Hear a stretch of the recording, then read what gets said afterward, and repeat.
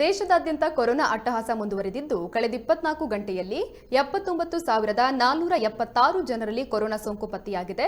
ಈ ಮೂಲಕ ದೇಶದಲ್ಲಿ ಸೋಂಕಿತರ ಸಂಖ್ಯೆ 67,73,545ಕ್ಕೆ ಏರಿಕೆಯಾಗಿದೆ.